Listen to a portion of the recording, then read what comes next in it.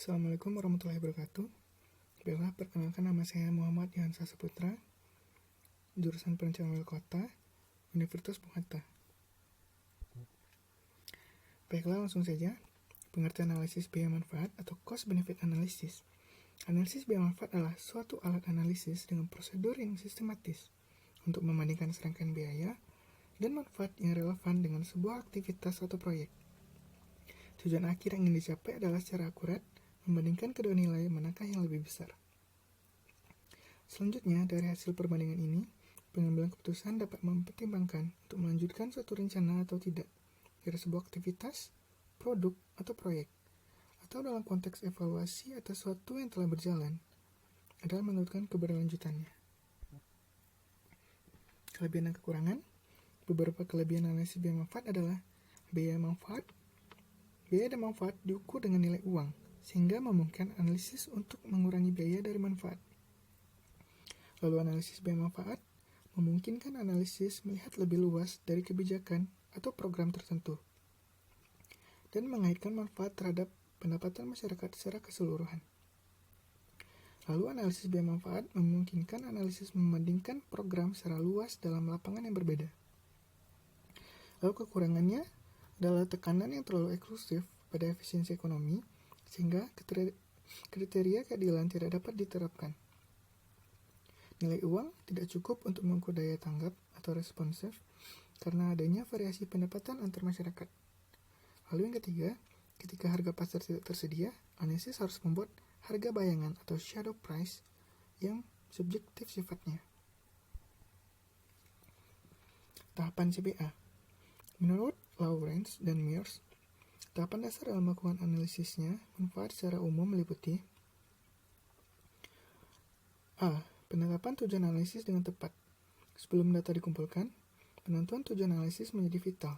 Misalnya, apakah yang akan dievaluasi nantinya hanya satu proyek atau aktivitas atau beberapa? B. Penetapan perspektif yang dipergunakan atau identifikasi pemangku kepentingan yang terlibat. Penetapan perspektif dalam memperhitungkan biaya dan manfaat perlu dilakukan dari awal untuk mempertimbangkan sensitivitas hasilnya. C. Mengidentifikasi biaya dan manfaat. Tahapan selanjutnya yang penting adalah mengidentifikasi semua manfaat dan biaya. Secara umum, dalam memperhitungkan manfaat, terdapat dua komponen, yaitu manfaat langsung dan manfaat tidak langsung. D. Menghitung, mengestimasi, menskalakan, dan mengkuantifikasikan biaya dan manfaat.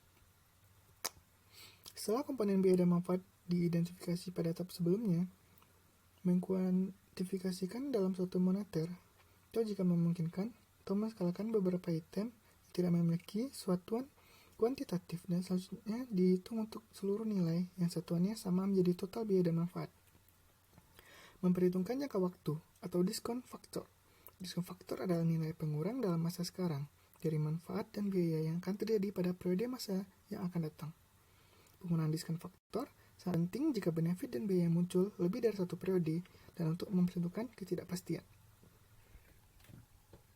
F. Menguraikan keterbatasan dan asumsi. Karena pada tahap kedua, perspektif menjadi penentu lingkup manfaat dan biaya yang diperhitungkan, maka keterbatasan atas tidak dimasukkannya hal-hal yang jauh kaitannya adalah bagian dari keterbatasan dan asumsi yang harus dijelaskan agar pengguna informasi analisa CBA memahami batasan perhitungannya. Metode CBA.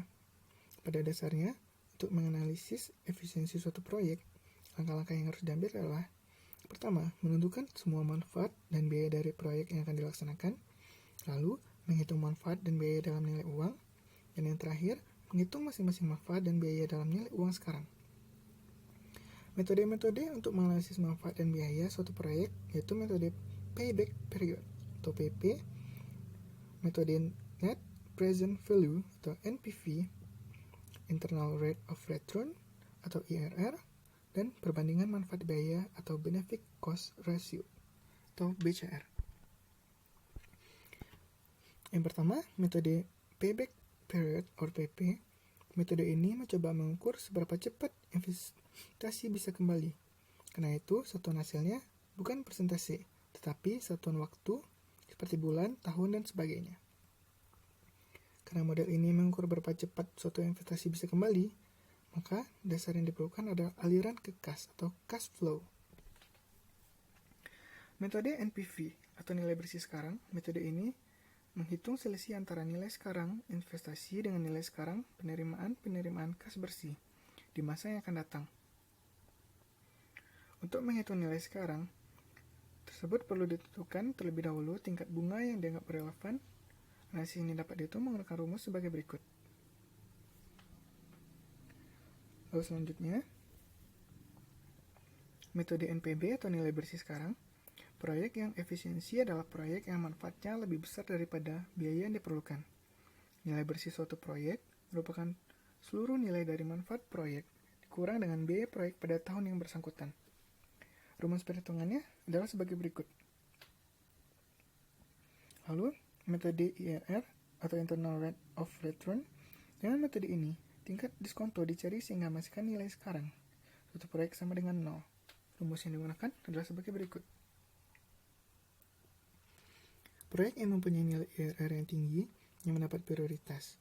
Suatu proyek akan dilaksanakan dengan mempertimbangkan tingkat pengembalian atau IRR dan tingkat diskonto atau I. Tingkat diskonto merupakan biaya pinjaman modal yang harus diperhitungkan dengan tingkat pengembalian investasi.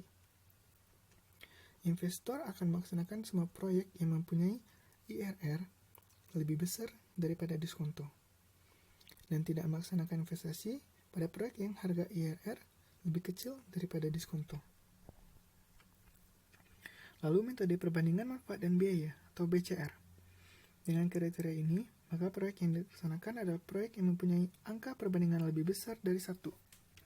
Rumusnya sebagai berikut. Berdasarkan metode ini, suatu proyek akan dilaksanakan apabila BCR lebih besar daripada 1. Metode BCR akan memberikan hasil yang konsisten dengan metode NPB apabila BCR lebih besar dari 1, berarti pula NPB lebih besar dari 0. Ada beberapa kelebihan dan kelemahan masing-masing metode analisis, seperti ditunjukkan pada tabel di bawah ini. Dari ketiga metode analisis tersebut, NPB merupakan yang terbaik, karena metode lainnya dapat memberikan hasil yang keliru dalam menentukan pilihan proyek yang akan dilaksanakan. Berikut tabel perbandingan analisis NPB, IRR, dan BCR. Pada karakteristik, cerminan skala proyek, NPB tidak, IRR tidak, BCR iya. Mudah mengurutkan proyek, NPB tidak, IRR ya, BCR ya. Mudah dipergunakan, NPB mudah, IRR agak sukar, BCR mudah. Kelebihan, NPB berfokus pada nilai uang, IRR mencerminkan tingkat pengembalian, BCR mudah mengurutkan proyek. Kelemahan NPB, sukar mengurutkan proyek, IRR hasil dapat membingungkan, BCR bias dalam operasional. Berikutnya, biaya transaksi dalam pengelolaan kawasan konservasi berbasis masyarakat. Studi kasus kawasan kelola laut Pulau Saponda. Daerah penanggungan laut atau Marine Sanctuary merupakan salah satu bentuk kepemilikan komunal atau communal property right. Di samping itu, sebagai salah satu solusi perbaikan sistem pengelolaan yang terjadi selama ini, namun dalam kasus kawasan kelola laut atau KKL Pulau Saponda, sama sekali tidak bertumpu pada pengalaman historis maupun aturan lokal, melainkan sama sekali baru dan justru bertumpu pada pengalaman komunitas lain, di mana proses pembelajaran dan penguatan kapasitas individu dalam komunitas difasilitasi oleh Lembaga Swadaya Masyarakat atau LSM. Hingga saat ini, kelembagaan KKL Desa Saponda sudah terwujud yang dilegalisasi dalam bentuk Perdes nomor 1/PTS /SPD /2/2005.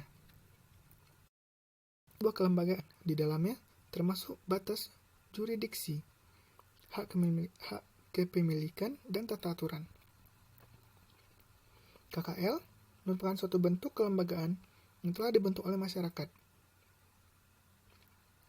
Selama proses pendiriannya, melibatkan unsur-unsur dalam masyarakat, pemerintah desa, dan lembaga swadaya masyarakat. beberapa aktivitas selama proses pendiriannya, mulai dari pengumpulan informasi, koordinasi, pengambilan keputusan, dan pemufakatan, sampai monitoring dan pengawasan menunggukan apa yang disebut biaya transaksi atau transaction cost.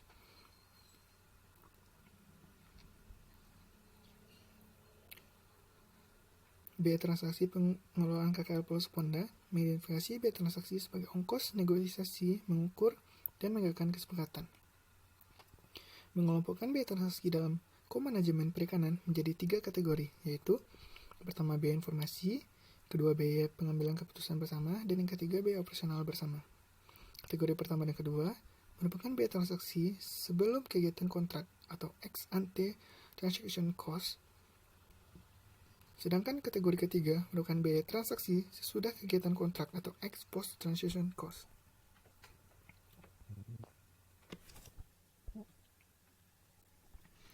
Analisis biaya transaksi atau TC, pengolahan kolaboratif modification dari Mitsutaku et al.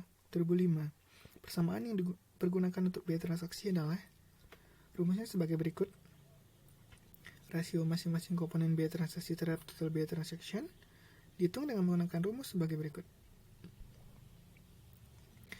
Dari rumus tersebut didapatkan hasil tabulasi biaya transaksi berserta komponen. Pertama, komponen biaya transaksi information cost berisikan identifikasi sumber daya hayati dan sosial ekonomi masyarakat, mengelola informasi, isu dan masalah, transfer pengetahuan sistem KKL, pemetaan bersama calon kawasan, honorarium dan administrasi, serta strategi dan free riding. Lalu yang kedua, decision making cost berisikan koordinasi melalui pertemuan dengan pihak-pihak terkait, diskusi perencanaan atau strategi pelaksanaan program bersama, pengambilan keputusan, implementasi kesepakatan, dan honorarium dan administrasi. Lalu yang ketiga, operational cost berisikan pengawasan area KKL, rehabilitasi dan pengawasan sumber daya, evaluasi atau monitoring kondisi terumbu karang, pemberian sanksi, estimasi biaya pengawasan per bulan. Dan di sebelah ini ada harganya dan subtotal dari semuanya.